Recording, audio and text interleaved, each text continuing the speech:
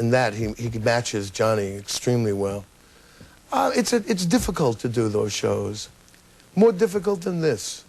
Because here I can talk about how difficult it is to do those shows. But, you know, in a way, this show is hard for a comedian because there's no live audience. Yes, but I feel that while I like to be witty, that you and I have broached some subjects and breached them. Yes, badly. And we've tossed around some polysyllabic words. I think the last time you used the word milieu. Did I use that word? Either you or Tony Kubek, I'm not sure. Yes, Tony here. He misses him when the season's over. They're hard to do because you're going on as a comedian. You're not going on as Johnny Mathis, who can tell a story about his dog. And it could be a mild story, not very funny, but Johnny Mathis is Johnny Mathis. You're fascinated to see him. The talk show was invented by NBC, actually, that kind of network, the Tonight Show, to see performers and others in a context in which you would not ordinarily see them. And, of course, that proved to be false pretty soon. It isn't a living room. And, you know, there's practically a proscenium arch, and there are millions watching. Tough. What were your favorite shows to watch as a kid? What TV shows influenced you? Well, Honeymooners then and now. I mean, I memorized the lines. I loved seeing the Lost episodes. Lucy, when I was younger, not when I was older. But Show of Shows, almost every comedian. Ed Sullivan Show, which I eventually did. I did 6 times at the end of the run. Boy, was that tough. That's live. What was Sullivan like at that point? Complete walking coma. He was rich, influential, was a writer, I'm told. He was his brother-in-law, his son-in-law, Bob Precht, class guy. He was never mean to me or anything, Mr. Sullivan. I just failed to see how that worked. But, you know, for example, I'm going to be on the Ed Sullivan Show. I'm incredibly nervous, right? He says, now listen, Ed will turn you the wrong way, he said. So fight him on that. He'll want to turn you towards the audience, but the camera we're using is over here. So don't let him. So here I am. It's my first time. It's only Ed's 4,000th time. And he goes, from the Bronx, very good. I don't even attempt to make an imitation. He goes, and he poses, come here, young fella. And I'm going like this, like one of those toy hockey games.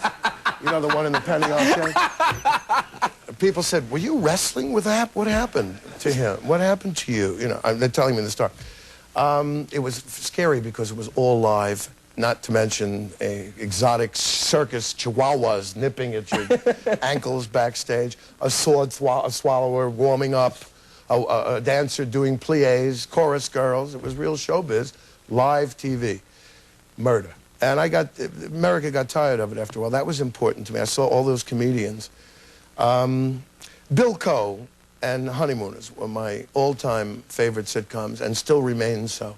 Did you really enjoy seeing the Lost episodes? The Lost episodes, as a guy who, like you, has memorized virtually every line of the 30-odd ones that have been running for the last 30 years, the Lost episodes disappointed me. I didn't like the way Jackie Gleason looked. He was too thin, and with the lighting, he looked almost sinister. Well, I will answer that by saying it's too bad they didn't keep them for archivists like us only, because they aren't as good, because it was a work in progress. Yep. And you see television history before your very eyes. Originally, Perk Kelton, then Audrey, drop dead. Yeah, you'll be drinking a few tonight, won't you? Like last night. Well, in the 39 for CBS, they get drunk on grape juice. Here they are, 2 proletarians, a sewer worker and a bus driver who don't down one, you know, or play the numbers or anything. So everything was toned down, and they never said, drop dead anymore with that rough edge. It was all more genteel. There was something dark and threatening about it. But you saw many of the same themes. Him witnessing a crime, the Raccoons Convention, all that. And the themes were refined later on. Continue to watch them, because there are many. And it'll be like looking into a living cell. I felt the same way about the Chaplin footage uncovered for the first time last year of outtakes, which he sealed up. You know, this is many years after his death. Where you see him, the bit doesn't work, and he throws his cane and goes, cut, cut, you know, and gets pissed off, and, you know, it's wonderful to see him as a living, working human being. And this was happening there. Gleason, who, one of 2 people in show business that ever passed me right by, I was on the bill with them. I said, it was the Tony Awards, Mr. Fonda, I'm Robert Klein. You were New Faces of 1932. I was in the last one, and it went right by me. Jackie Gleason did the same. I worship his work. I think it's wonderful work. He was a true genius. A true genius. Is there any chance that it might have been a misunderstanding, or do you think he just consciously said, I can't be bothered with this guy, I'm the great one? John Springer, the wonderful press agent, said, Bob, I'm fond of my friend. You have to know Springer. This is an esoteric impression, you know, like doing my Uncle Melvin. You don't know him. Springer said he was a wonderful man, and I'm sure he didn't hear you. Not important. What I'm saying is I never met Gleason. I got to meet Carney, Museum of Broadcasting thing. He's just about equal in a sense, except he wasn't entrepreneurial. As a performer, gifted, and an ego like Gleason knew how great he was, and gave him full length. I'd like to also say he's a very happy man in his old age now, remarried a former wife. They're in love, he doesn't drink, and it was a pleasure to meet him. Robert Klein, tonight on Later. Stay tuned. Later will return in a moment.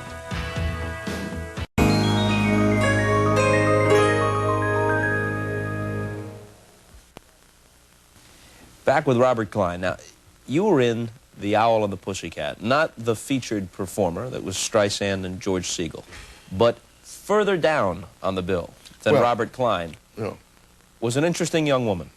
Yeah. Oh, she was really far down. Buck Henry wrote 4 additional parts or so for the movie. It was really a 2-character play on Broadway. And there's some funny scenes where Barbra Streisand and George Segal have in my apartment. And I'm supposed to be a single guy who works in the bookstore with George, and I'm in bed with a woman, you know, blonde, because she slept over, my girlfriend or whatever. She doesn't have a speaking role. And the girl who had the part wasn't there on time, some model they sent. So this stand-in for me said, hey, my friend's coming down. She's a model, an actress, blah, blah, blah. She comes in, Herb Ross, the director, says, I'll look at her. And she was a beautiful girl, a high school senior, 18 years old, named Marilyn Briggs. So she did it. We had underwear on. There was no sex in it, no lovemaking. I remember she said, oh, my father will kill me when he sees this. I said, why? There's no nudity or anything. It was, well, he's very strict. Turned out, I found out years later, it was Marilyn Chambers. I helped her with her homework.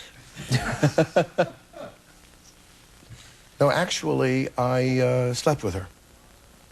Was there actual sleeping going on? Did you nod off? No, what happened is I felt, gee, I'm 29 and she's 18. I was a fool. I was single. What's wrong with that? She was of legal age. And finally, she was very gentle, seemed like a sweet person. She said, you want to ball me or not, man? It's up to you. So I felt completely emasculated, deflated, and it was quite forgettable. I noticed over the years, I was told by Buck Henry, there was a scorecard. Many of people associated with that movie had a similar experience. No, I didn't know Buck Henry and I were sharing a dressing room downstairs for That Was the Year That Was, which took a year, a few years ago, live thing. And I have the New Republic and he has the Times. It's like a men's club. We were the only intellectuals on the show. Gave him my New Republic, gave me his Times. Oh, you didn't know? That's Marilyn Chambers, you know. Buck's droll delivery. I said, what? You know. Anyway, she said in a Playboy interview that I had been very kind to her. That was technically her first movie. Since then, though, some naughty things. Put it this way, I'm glad you're not my sister, but it's your business. What's the deal with you and the harmonica? It's a good story, isn't it? It's a hell of a story. The deal is I have one here. You have the harmonica with you? I don't know. I learned a long time ago. This particular one, it's a kind of a German monopoly, their Hohner. This is up to about $20, and they're very relaxing. I use it in my work a lot, and got a little bit of an ID from it. You know, people recognize it. The greatest thrill I had was, with respect to the harmonica, was playing with Sonny Terry and Brownie McGee at the bitter end in the Village. Those of you who don't know, they were a long-time team of old black men. Brownie, still alive, was lame with a high shoe, played the guitar, and Sonny, who was totally blind, played the harmonica. He's on the original cast album of Finian's Rainbow, the first one to really popularize the sound of a sucking blues, like instead of blowing out, you go, you know, you draw in. Yeah. And backstage, they'd be drinking scotch and milk, and I'd say, hey, Ribba, they call each other Ribba. And I said, why do you call each other Ribbas? Because it goes on and on. They hate each other anyway. Hated each other, agent told me. it's gotten me things. And so, when my first Broadway show in Boston, I was a kid. Mike Nichols directed Apple Tree. Everyone was single. 13 people in the company were in Boston, out of town. I'm staying at the Avery Hotel, which, you know, has a nice sign, "Suicides Welcome," at the desk there, next to the American But you Express. don't want to turn down any sort of business. Like a Target in the courtyard. And they said, this is a real awful place. Where we stayed, and Mike Nichols was at the Ritz. But that was years ago. And there was a stripper that was in the place. Lisa Costello, her name was, I think. Maybe it wasn't. And I couldn't, and I tried to impress her. I was like a kid. And she invited me into a room, and I don't think she was real interested in me. And then I took out my harmonica and I went. She said, "Ooh, I like that." I went, you like the harmonica?" She went, "Yeah." I went.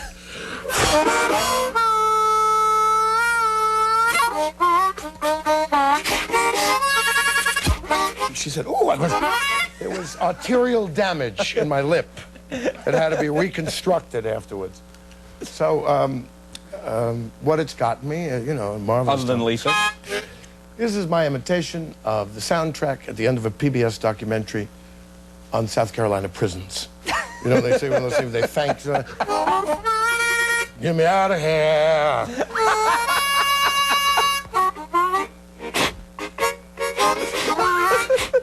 I didn't do it. My special thanks to Warden Johnson, Joe Hankins, and so on. And, whoa!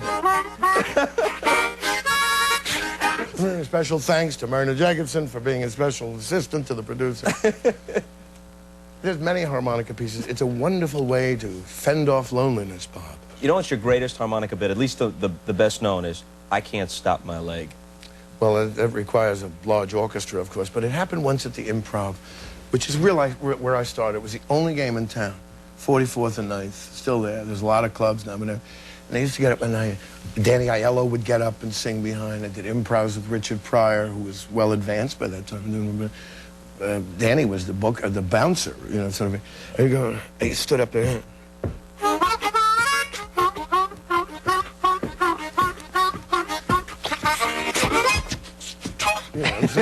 But I just did this, and one time it came to me, what's the opening line? "I can't stop my leg!" And it brought the house down. It was a blackout when it started, and it became a big song. And my theme song, as a matter of fact. Get your lyric sheets? That's all right, just follow the bouncing Jew.